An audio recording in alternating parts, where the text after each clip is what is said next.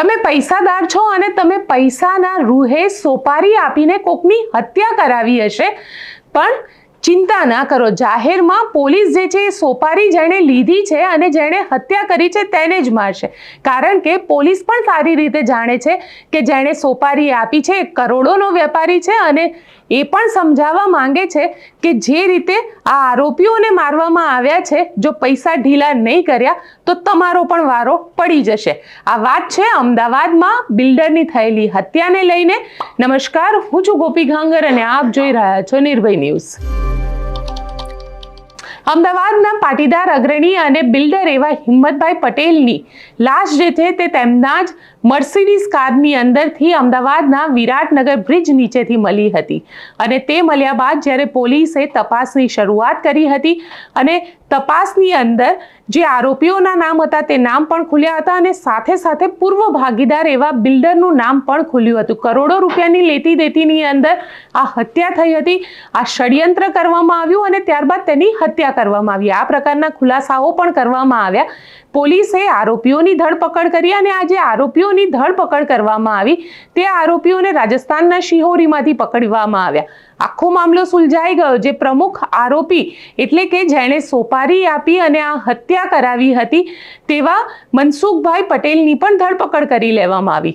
પણ આજે જ્યારે પોલીસે પરેડ કાઢી અને પોલીસે જાહેર માર્ગ ઉપર આરોપીઓને લઈને આવી ત્યાં તેના ઉપર દંડાવાળી કરી, પરંતુ તેમાં બિલ્ડર ન હતો. અને બિલ્ડર એટલે પણ ન હતો કારણ કે તેની પાસે કરોડો રૂપિયા છે.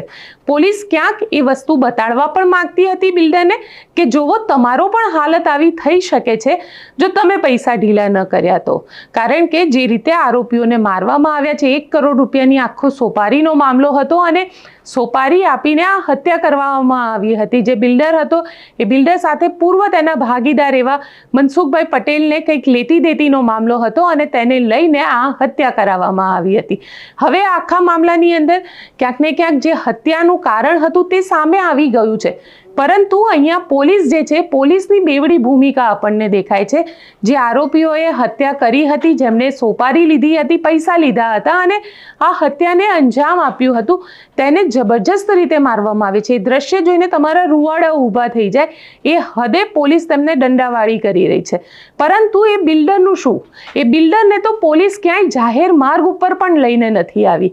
પરંતુ અહીંયા ચર્ચા એ ચોક્કસ થઈ રહી છે કે પૈસાના જોરે બિલ્ડરને ક્યાંક ને ક્યાંક પોલીસ બચાવી રહી હોય તેવી પણ ચર્ચા થઈ રહી છે. એટલે હર્ષભાઈ, તમારી આજે પોલીસ છે તેને એટલું ચોક્કસથી કહેજો કે પૈસાના રૂહે નહીં, ન્યાય માટે કામ કરે. કારણ કે પોલીસની ભૂમિકા અને પોલીસની કામ કરવાની સિસ્ટમને લઈને ઘણા બધા સવાલ ઊભા થાય છે.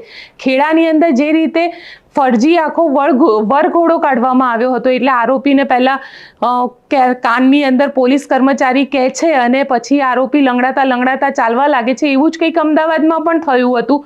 જે રીતે અમદાવાદના વાસણા એટલે પાલડી પાસે જે હત્યા થઈ હતી તેના આરોપીઓ સાથે કરવામાં આવ્યું હતું. અને આ ત્રીજો એવો કેસ જે છે તે અત્યારે સામે આવ્યો છે કે જેની અંદર પોલીસ જે છે એ પ્રમુખ આરોપી જે બિલ્ડર છે એને છોડીને જે બિચારા જેણે સોપારી લઈને સામાન્ય આરોપી છે પણ તેમને હત્યા કરી છે તેવા લોકોને જાહેરમાં માર મારી રહી છે. પણ જેણે આ હત્યા કરવા માટે આ લોકોને સોપારી આપી, પૈસા આપ્યા, તેમની સાથે બેસીને આખો પ્લાન બનાવ્યો, તેને કેમ જાહેરમાં નથી લાવવામાં આવતો? આ સવાલ ઊભો થઈ રહ્યો છે. કારણ કે બિલ્ડર જે છે ક્યાંક ને ક્યાંક પૈસાના રૂએ પોતાની જાતને બચાવવાનો ચોક્કસથી અહીંયા આગળ પ્રયત્ન કરતો હોય અને પોલીસ પણ તેમાં સપોર્ટ કરતી હોય તેવું લાગી રહ્યું છે.